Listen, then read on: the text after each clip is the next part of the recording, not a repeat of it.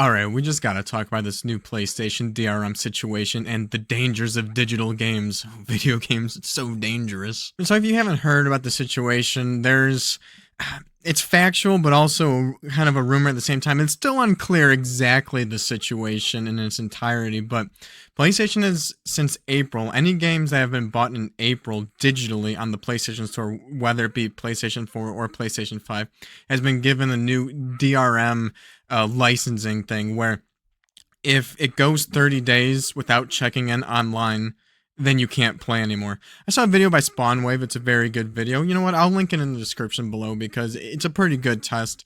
And it shows that, like, when you reset the clock on a brand new digital game purchased recently, that when you go and try to play it and it hasn't checked in online servers for 30 days, you can't play it.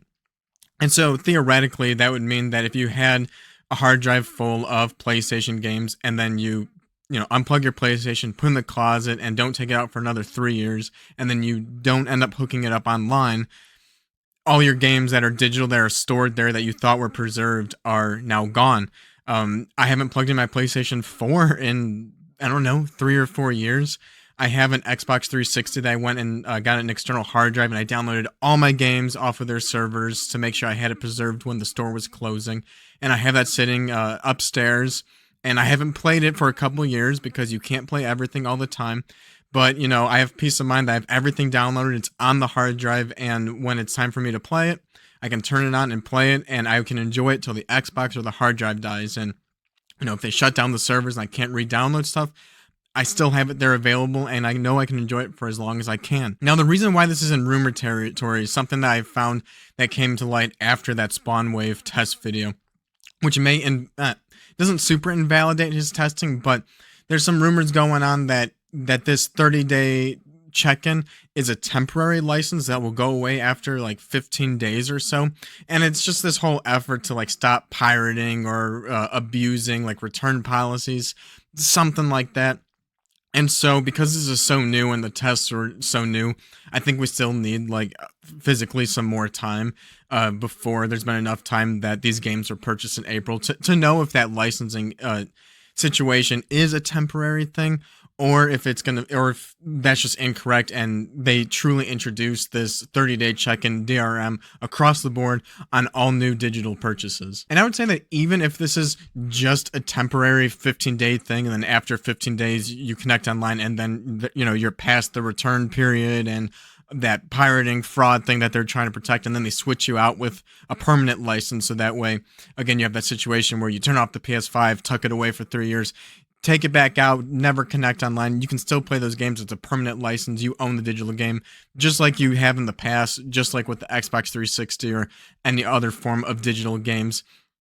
I feel like this is a step, right? This is a step in the direction of you will own nothing, like even more. That danger, right? That danger of an all-digital future, because I've always thought that digital games have been a trap. Like, in the back of my mind, yes, I bought digital games. This isn't saying, like, never, ever, ever buy a digital game again. If there's a great game for 99 cents, for $5 or less, absolutely get it. Like, yeah, it has DRM most likely, especially if you're a Steam user. You PC gamers are all about that DRM. You guys don't want to own anything. But just be aware of, like, what can happen if we lose the balance. That's why physical media is so important, especially in games right now, because as soon as things go all digital, it's the Wild West. They build these trusts. Xbox has admitted this themselves in the past, that they lost the most important generation, that Xbox One generation, where people built up their digital libraries, and now their digital libraries are so big, they don't want to transfer. If you're a Steam user, you've been playing PC for 10 plus years, you have a huge Steam library.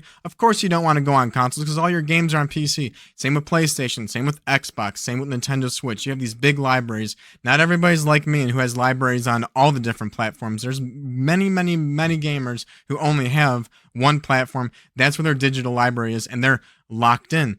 And that's the problem about being locked in. Streaming services for videos like Netflix, they do this all the time.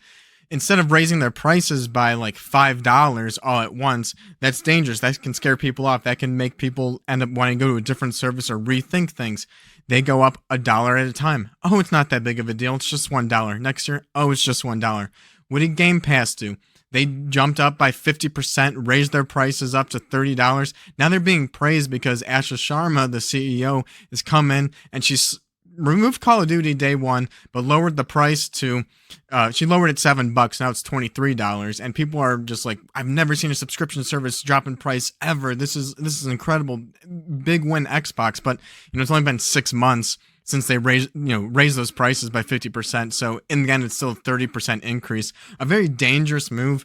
I feel like someone like Netflix or like Apple TV, like they would love to do something like that, but that initial jump of doubling the price is way too risky of like losing like a user permanently, that they won't stick around for the price to come back down and then just be okay with the new price.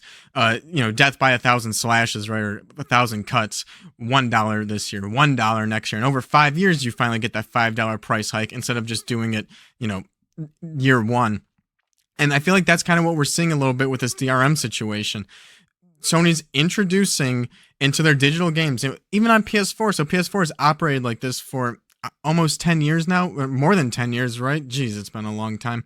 They've always had the digital games like that, but now new games all of a sudden, now it has a DRM feature. And even if it becomes a permanent license after 15 days, it's like the same thing as Netflix raising their subscription price by $1. So maybe it's just 15 days now. Maybe in a year, they're like, you know what? Something's still not right with our policies with fraud. We're going to do this in the name of pirating. We're going to increase that to 30 days. And the next year, it's 60 days. And the year after that, 90 days. And eventually, they're just like, it just becomes permanent. And, you have people defending it. You're like, it's just 15 days. It's not that big of a deal. And it's a digital game, right? That's like the danger of a digital game is, and with like the DRM checks, is it can be changed. So yeah, it's very surprising that Sony didn't retroactively update the old digital games, but there's nothing stopping them from doing that, especially if we're in the situation where all gamers have built up their digital libraries. So if you're on PlayStation and you built up your digital library, you're locked in. If you're on Steam and you built up your digital DRM library, you're locked in and you don't want to switch to another console. And so that's why for me, I've always been both. I have digital games. Sure, I'm not going to pass up a good deal.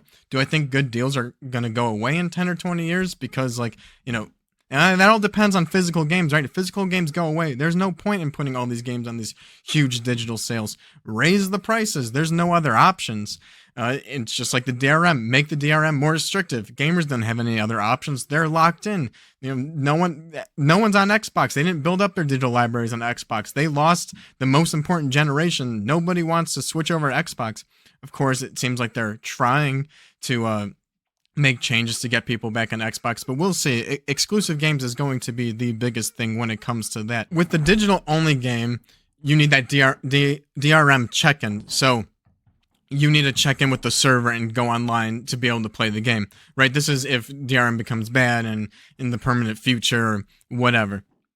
Game key card, that DRM, that key is on the card, right? There's no game on the card, but that DRM key is on the card. So once you download it from the server, if the server shut down, you can put that card in your Nintendo Switch 2. And as long as you still have that game downloaded, you can still play the game, right? There is no server-side check-in at that point. There is server-side check-in to download the game, which of course they could change that up or something whenever they want. But as it is right now, where this current outrage is going on, once you download the game and obtain it onto your hard drive or your SD card, it functions as a physical game, exactly the same as a physical game on PS5 where you have to insert the disc, right? It's not the same in terms of the source of the code being on the disc or cartridge versus in the server. But at some point, if they stop the check-in, the server-side check-in for the DRM side, you have this game on your hard drive and you can't do anything with it. And so I think there's this big problem for PlayStation, and why I think this is the first of 1,000 cuts is to introduce this DRM, because games have just become so good, right? So many of us look at the PS6. I've probably gamed PS4 and PS5 the most out of the past two generations. As much as I talk about the Switch and the Switch 2 and how much I love those consoles, my data is mostly PS5, right? And PS4. But even the PS4 is just so good enough, right? And if it's not good enough, then the PS5 is so good enough. When it comes to like indie games or like ports of these like NES and Super NES collections, like the PS4 should be able to handle just like so many games. I don't know, like Disney Afternoon Collection or just like any of these collections of old games, right? Why does that need the power of the PS5? Why can't the PS4 support it? It absolutely can support it. Just I don't know, people aren't buying PS4 games or they just don't want to support it because like Sony wants people to move over to the PS5. Sony has released more hardware and accessories than they have games this past PS5 generation. And so they're mostly a hardware company. What are they going to do with the PS6 when people are like, we don't need to upgrade? And people are still on the PS4 because the PS4 is still just good enough, right? Well, what if they're also a full digital gamer, right? There's so many people who've gone full digital only, and they're on the PS4, and Sony's like, we're stopping support for the PS4. Netflix isn't going to work anymore.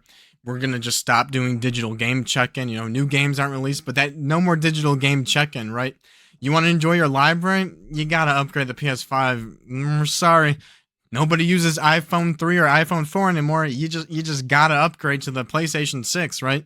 And like, you know, with the high prices of new hardware, the lack of the need for the new hardware, it's almost like they could easily introduce this trick with like DRM and with that server side check-in, and then not supporting the PS4 anymore, not supporting its server side check-ins. Like, oh well, you know, due to the architecture or something, we just can't. We can no longer support the server side check-in for PlayStation 4. So I don't know, man. I just think it's really funny how so many people like they've just spent almost an entire year hating on game keycards, which is not the best solution. Physical games are the best solution.